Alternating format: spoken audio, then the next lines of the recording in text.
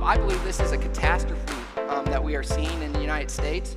There's a study that I have up here that says 60% of professing Christians abandon the faith because of intellectual skepticism. And I think too often I'm constantly attacked for my beliefs. And too often what I see is people think, oh, those Christians, they don't believe in science. And that could not be further from the truth. I believe by knowing the mind of God, God created the laws of nature. And by knowing the laws that God set up, we are knowing the mind of God. Next slide. I'm going to rush through these next slides pretty quickly. So you can go ahead and do the next one. There's actually 4 possibilities for our existence. One is the universe and everything in it is eternal. That was actually a predominant thought thousands of years ago. And actually, I would argue that a lot of atheists believe this one today, even though it's contradicting science. Another possibility is that something came from nothing. So from one aspect, a lot of atheists believe this one also. Another possibility is an illusion, that material things in nature actually don't exist and only metaphysical things, and I don't really actually know anybody that probably believes this one. And the last possibility is that God created us, and I believe all the scientific evidence points to this one being true.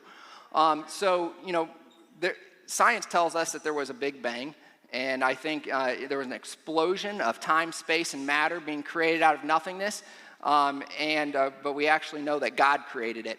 The atheists try to get around that by saying there's something called multiple universe theory, and that's a way for them to explain away God, and so that basically the universe collapses upon itself and explodes again infinitely, and that's what I mean by a lot of atheists believe that the world and the universe is eternal. There's actually no scientific backing for that because time, space, and matter was created with the Big Bang, and we know that God created us. Next slide. If you ever been on a beach with me, I most certainly would draw a heart in it, and I would put my name and my wife's name in it because I love my wife and it makes me happy. But what you find is, I don't think if you saw that picture of a heart, no one would say, hey, you know what, waves created those things. No, we would know that there would be an intelligent being behind that. And so when we look at DNA, which is many, many times more complex, literally the entire Encyclopedia Britannica can fit in such a small space like DNA, ordered in a specific order. Like if you have a bacteriophyllum that has made up of 30 proteins, one protein out of place, you have a bacteriophyllum that doesn't work. Or take the human eye. You have, how do you evolve an eye over millions of years if you have an eye that doesn't work? The reality is biological systems are irreducibly complex, and just like the simple picture of a heart and some names in it on a beach, natural processes can't create this kind of information. It has to come from intelligence, and we know the intelligence is the God of the Bible. Next slide. There's actually a tremendous amount of archaeological evidence for the existence of the Bible. I think too often people look at the flood and they're like, those are just some stories that are in the Bible, that they aren't really true. But this couldn't be further from the truth. This here is a tribe in China. And you would think I copied this from the Bible, but I actually didn't. So there's stories about creation, about Adam and Eve, Tower of Babel, a great flood. And the reality is, this is not a unique circumstance. If you look, next slide, almost every culture across the world has a flood story, which is quite amazing. I mean, a couple years ago, I didn't even realize this was true. This is a great argument that shows that there actually was a flood, and we can rely on the Bible that this is true. 95% of these flood stories agree with the Bible on these facts: man's transgression, divine destruction, favored family, an ark was provided, humans saved, animals saved. There's actually a lot of evidence that point that the first alphabet, when it was created at the time of Moses. So that way these things could be written down, fixed in time. So we can rely that the Bible story account of the flood is the true account. Some of these flood stories, there's some differences between some of them. Like, for instance, the one in Australia only has Australian animals, and that would make sense because when it gets passed on through word of mouth over generations, they probably didn't know what these other animals were. And so we can rely on the Bible because it was written down, and there's evidence that the first alphabet was created at the time of Moses. And it's, that there's actually Egypt is a gold mine for archaeological evidence for the Bible. I find this very fascinating. What you see here is there's a grave site, 12 graves. I wonder why there's 12 graves. One of these graves was a pyramid grave. What you see, there's a huge statue. That statue is most likely Joseph. We know that it was a non-Egyptian. He had a hairstyle of a mushroom hairstyle. That's how Egyptians would point to northerners. There was on his shoulder, there's remnants of a coat of many colors. Also on this site, there was a non-Egyptian house that was built, something similar to what a northerner would build. And there was also a palace built. Someone very high up in the Egyptian government was clearly living here who was a non-Egyptian. Also, this palace had 12 pillars. Right after this time frame, there was a city that was here of non-Egyptians that were living in harmony with the Egyptian government, suddenly became enslaved. They know this because when they studied the grave sites, that the bones of the people that were buried there all of a sudden became much harsh. Their life expectancy went way down. Furthermore, this group of people suddenly disappeared. I wonder where they went. And also, there was a small period of time when infant mortality for boys skyrocketed. And so there's just a tremendous, this is a gold mine of evidence for the Bible. And I just love sharing this because I find it so fascinating. I think most people haven't heard of it before. Jericho. So there's actually a tremendous amount of evidence for Jericho lining up perfectly with the Bible.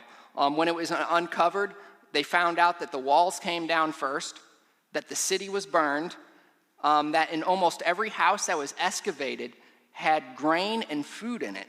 And the reason why this would be significant is because you would think a large city like this that had walls of 10 feet thick, that there would be a siege so that way it could starve people out. Clearly this was not the case with Jericho. And there was actually one small section of the wall that was not torn down. There was living quarters behind it, and that lines up perfectly with the Bible with Rahab. Also, another thing that they found, actually later on, there was a king named Jebin who rallied the kings against Joshua. And what they found there was actually a tablet that was uncovered. That city was burned to the ground, just like the Bible indicates. And that very king is listed on a tablet that was uncovered. So too often in our Christian life, people say, how can we live? And how is there a God that is good with all this evil that exists? So I actually have a bill, Senate Bill 108, that's actually in the House right now. And one of the things that in this bill is there's the word morals in our definition of blight. And the reason why I wanted to remove that is because it literally has no meaning, right? If you have a building, it's a brick building, how can that building be immoral, right? It's just literally material in nature. So if we look around our world and if only material things existed, there's literally no such thing as good and evil. But we know this is not the true. We know that there is good and there is evil. And we also know that almost every society in the world has a law against murder. And so because of this, we know that God's moral law is written on mankind's heart. Now, too often mankind has distorted God's law. And so, like, for instance, in the case of the Holocaust with the Jews, Nazi Germany actually dehumanized the Jews by saying they're not human, so it's okay to kill them. So mankind has distorted God's law. We also have the same thing in slavery here in America.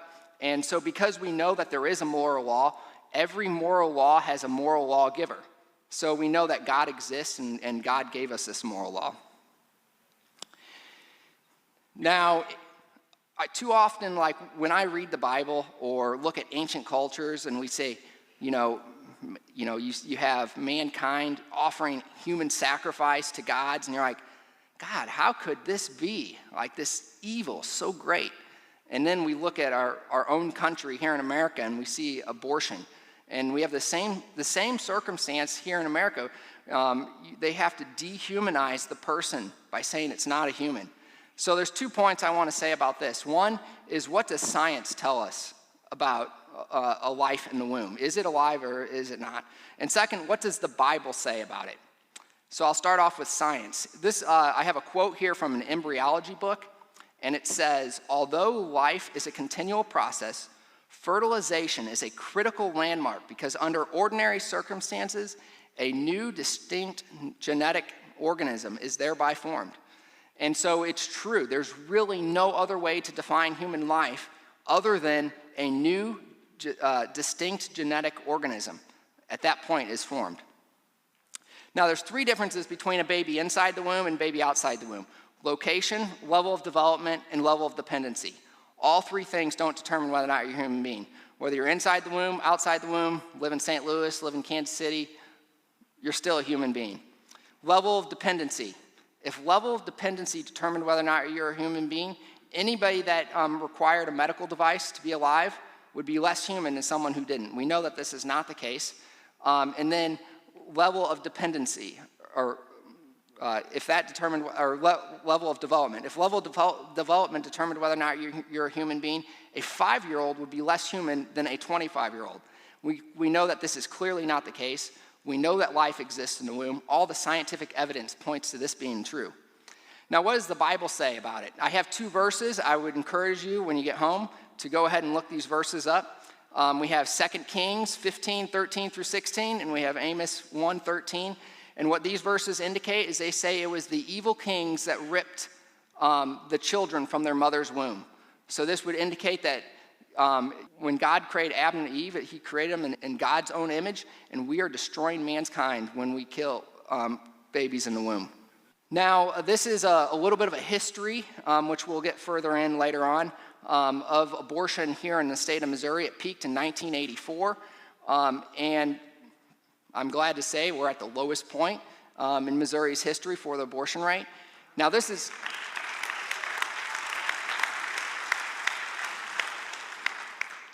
is not a problem just for the state of Missouri. This is actually a worldwide problem. There are 56 million abortions that happen every year worldwide. This is a catastrophe, and we must end it.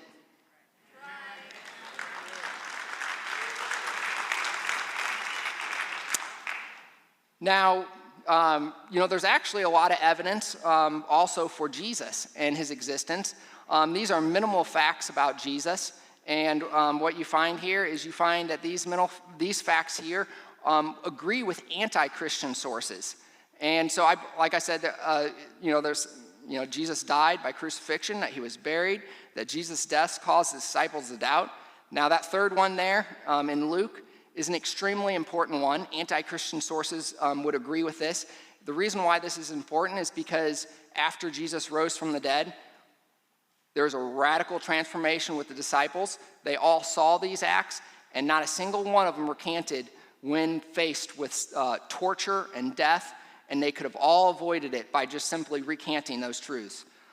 So like I said, these are sources, anti-Christian sources, that agree with the Bible on these facts. So I'm calling everyone to a call to action. I did kind of a shotgun approach. I threw all these facts out here. Each one of these slides, probably spend a whole hour on. But I want to encourage everyone here today to go and study these facts and learn them and teach them to our children, so that way we don't have a lost generation that goes to college and turns away from God, because they'll be armed with facts. I have a list of books and resources. If you don't like reading, there's movies to watch. One of them is Patterns of Evidence, fabulous movie on archaeology. There's a book, I Don't Have Enough Faith to Be an Atheist. I love the name of that book, just because I don't have enough faith to be an atheist. I completely agree with that. But it's a fabulous book. So I would encourage all of you to go out, and if you're a parent, make sure you make this a part of your daily life, because they're not going to get it in school. And so it's your job as a parent, I believe, to teach apologetics to your children. So thank you very much. Excellent.